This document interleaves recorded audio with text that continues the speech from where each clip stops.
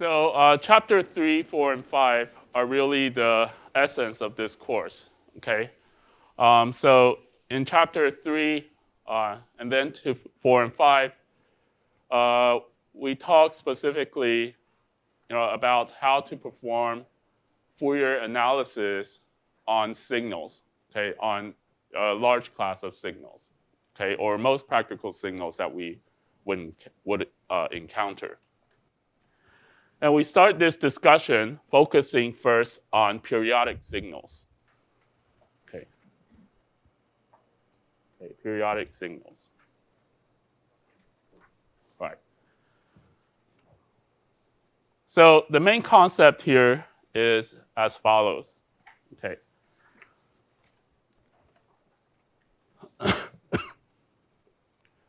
So up to chapter 2, what have we talked about? Right. So in chapter 2,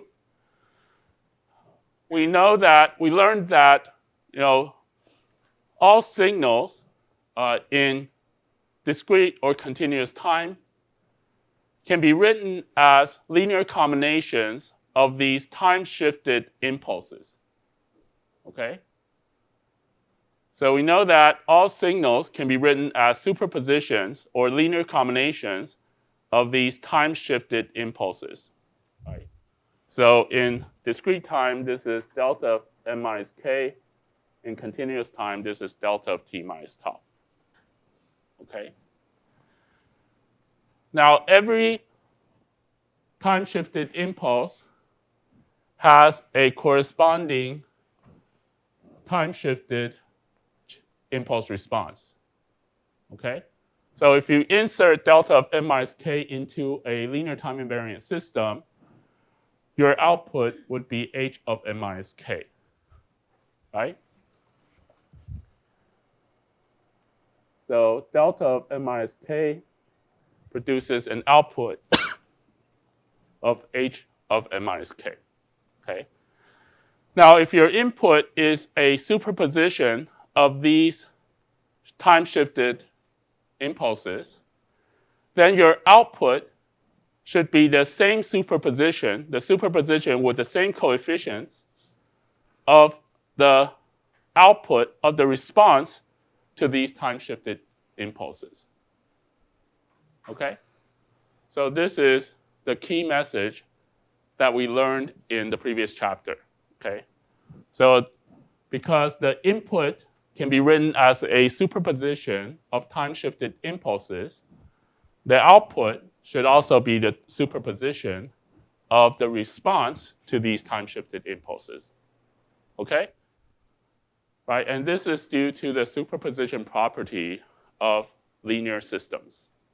Okay? Now, this is the same for continuous time as well. Right? In continuous time, if our input can be written as a superposition of these unit impulses, then my output would also be a superposition of the response to these unit impulses. Now, what we want to talk about in chapters 3, 4, and 5 is that, instead of looking at signals as superpositions of these time-shifted delta functions, we can actually view signals as a superposition of complex exponentials. Okay?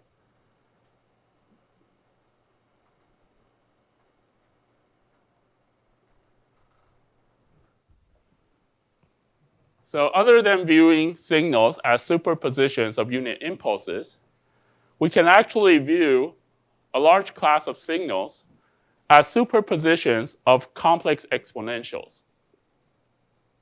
Okay? And if the input is a superposition of complex exponentials, then the output will then be a superposition of the response to these complex exponentials. Okay? Now, what's more interesting is that, let me skip over this history here. You can read the story in the textbook if you're interested. Okay. Now, what's even more interesting here is that if your input is a complex exponential, then for a linear time invariant system, your output would actually also be the same complex exponential, except for a scale that depends on the value in the exponent. Okay?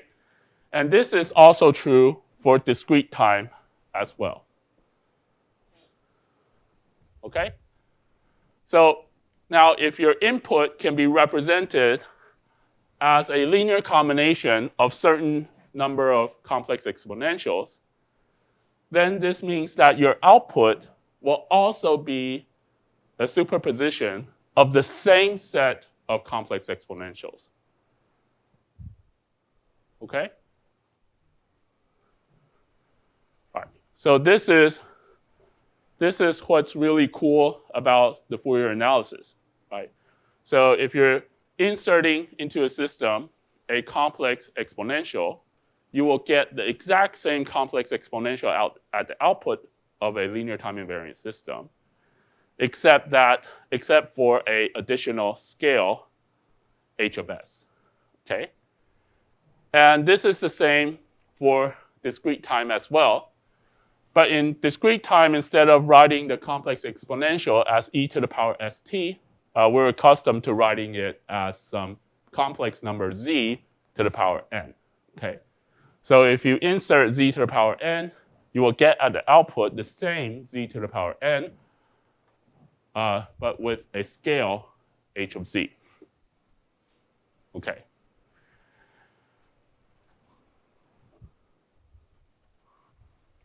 All right.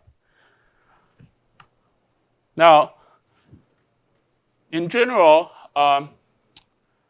if you have a signal, right, a signal for which the system output is a constant times the input, then this signal is said to be an eigenfunction of the system. Okay? And this constant that we have to multiply onto the eigenfunction is called the eigenvalue of the system. Okay? So in this case, right, if this is true, right, if e to the power st leads to an output that is h of s times e to the power st, then this means that e to the power st is an eigenfunction of the system, and h of s is the eigenvalue of the system. Okay? Right. So if you insert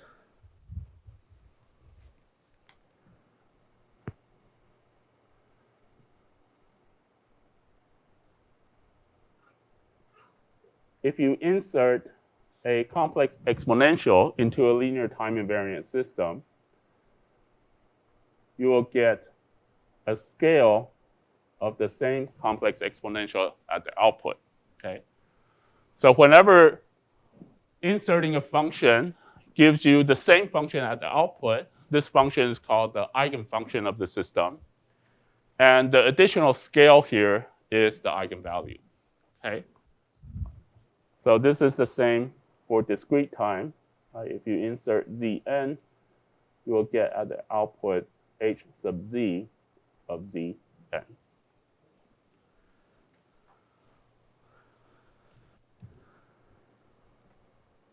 Okay. Now, how do we know that this is true?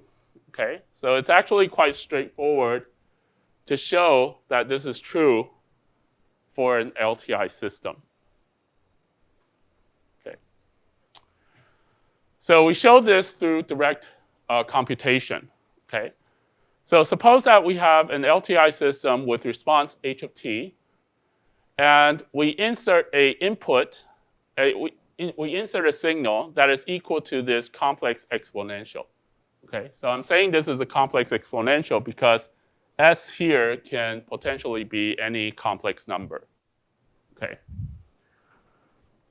So in this case, what would be the output? Okay. The output is the convolution between the input and the impulse response. So this is the integral of h of tau and x of t minus tau d tau. Now we can substitute this inside. We will get integral of h of tau e to the s t minus tau d tau. Okay. Now this integral is over tau, so I can bring the term t outside of the integral.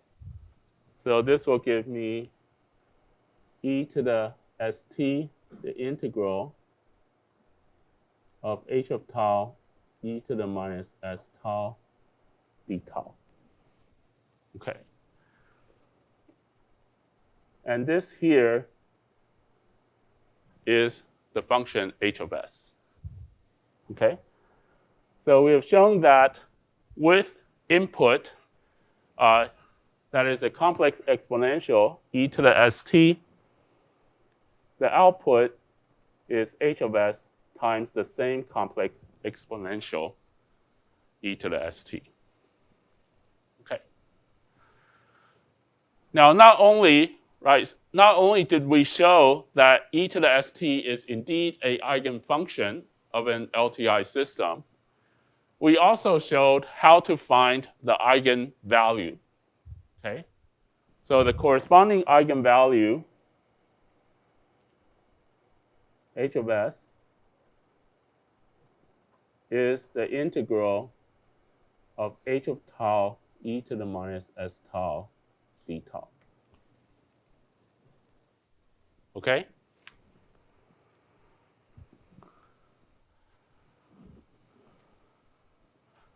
So you can do the same derivation for the discrete time case. So, so here the impulse response is hn, and the input sequence we assume is zn. Right? So this is the complex exponential in the form of discrete time. Okay? So what is the output in this case? The output is the convolutional sum between h and x of n minus k. Okay. Now we can substitute this inside. This will give us the summation of hk z to the power n minus k, k from minus infinity to infinity. Now, similarly, since the summation is over k, I can bring the term, depending on n, outside of the summation. So I get z to the power n times summation k from minus infinity to infinity, hk z to the minus k. Okay? And this summation is the h of z that we defined previously. Okay. So through this derivation, we have shown that z to the power n is indeed an eigenfunction of this discrete time, linear time invariant system.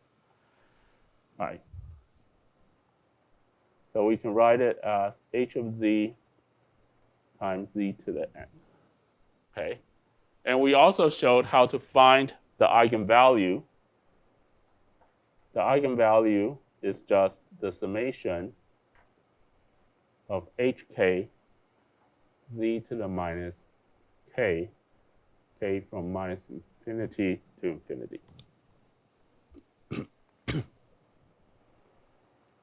Okay?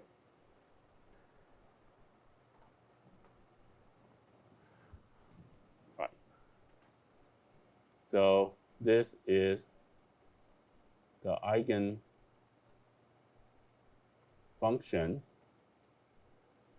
and this is the corresponding eigenvalue. Okay, so this is the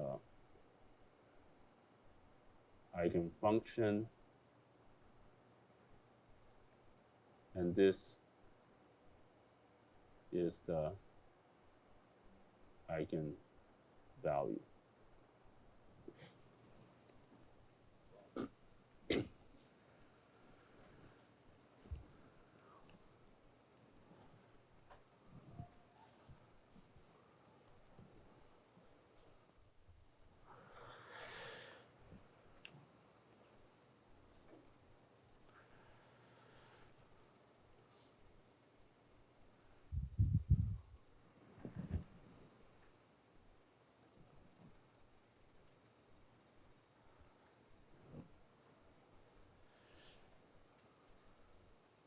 Okay, so if you've taken a class on linear algebra, then these terminologies should be familiar to you, right? So if you've taken a course on linear algebra, right, you may know that certain linear time-invariant systems can be described by a matrix A. So if there's a vector x such that when multiplied by A, right, the matrix A is equal to the same input x, the same vector x times some constant lambda, then in that case, x is the eigenvector of the system A, okay, and lambda is the eigenvalue. Okay? Right. All right, so if you've taken a course on linear algebra, right, this is a consistent terminology. If you haven't taken a course on linear algebra, just take note of this, and then you'll have a better understanding of it when you do take the course. Okay.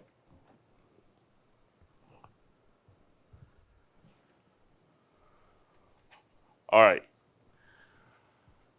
Okay, so what's so interesting about looking at these complex exponentials is that these complex exponentials are eigenfunctions of linear time-invariant systems. Okay. So then, if your signal can be written as a superposition of these different complex exponentials, okay, then your output should also be a linear combination or a superposition of the same set of complex exponentials, okay? And this is because each of these complex exponentials have a corresponding output that is equal to the same complex exponential times this eigenvalue, this scale h of sk.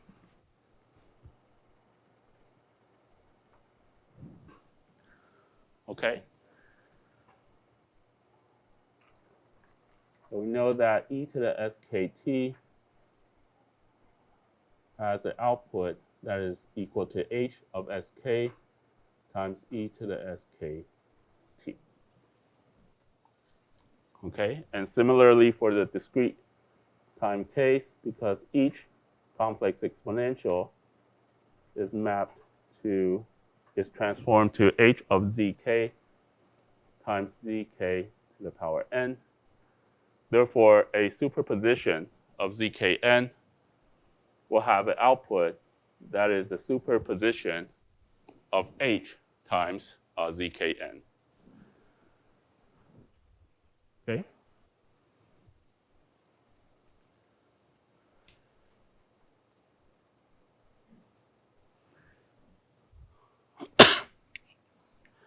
Now, this holds in general for any set of complex exponentials, okay? But for the Fourier analysis that we want to focus on now in this chapter, we're going to look at specific complex exponentials that take on this form here, right? E to the j omega t, okay, in the continuous time, and e to the j omega n in discrete time. So what this means is that we're going to look at complex exponentials for which the s here is pure imaginary, okay?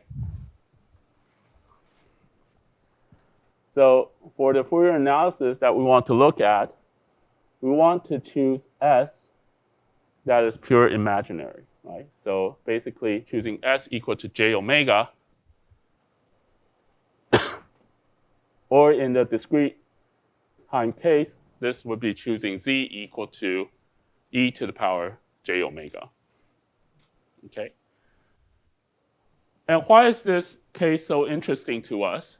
Because if you recall, this complex exponential with pure imaginary exponent, by Euler's relation, is just a sinusoid, right? It's just a combination of sinusoids, one in the real part and the other in the imaginary part, okay? So this e to the j omega t can then be viewed as a pure frequency component at the frequency omega, okay? And if we can write a signal as a linear combination of these pure sinusoids, right, these pure frequency components, then we basically have an understanding of what are the frequency components of the signal, okay? Okay. So for example, if you have x of t that is equal to summation of ak e to the j omega kt, right, for k from 1 up to, let's say, capital K, okay? Then you're saying that the signal x of t is composed of a superposition of these pure sinusoids, okay, at frequencies omega 1, omega 2, up to omega capital K, okay?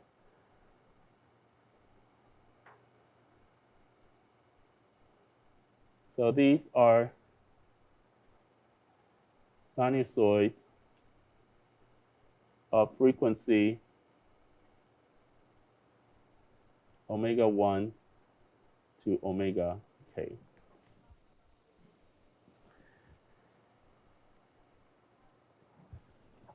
And when passing this signal through a system, the output would then be the superposition of the same sinusoids.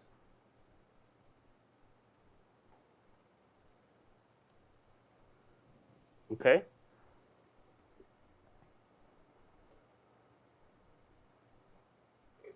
You can see here that this is also a combination of sinusoids of frequency omega 1 to omega k.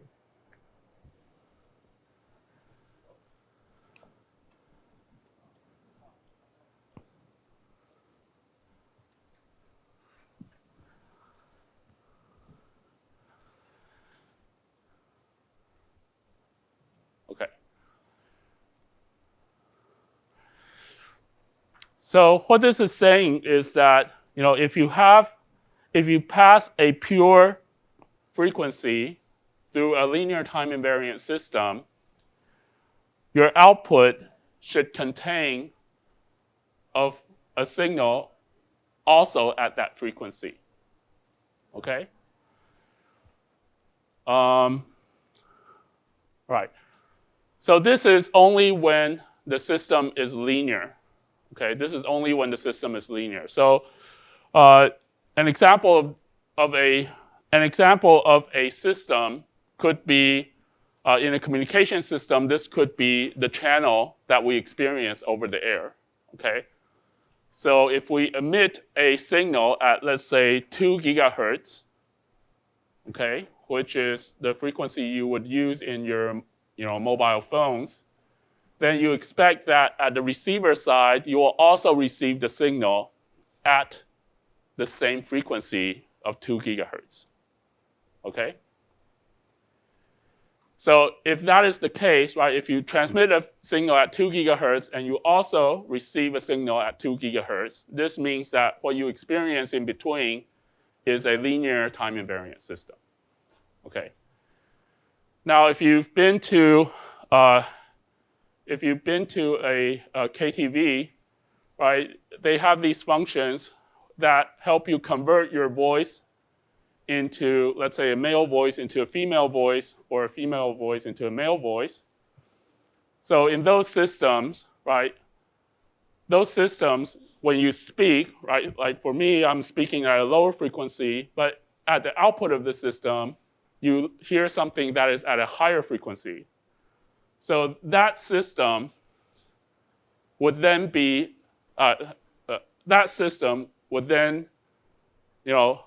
be not linear time invariant, okay? Possibly because it is nonlinear, okay? So if you have a system where you input a certain frequency, but you get an output that is at a different frequency, then the system is surely not linear time invariant, okay? All right. Okay, so let's look at a couple of examples.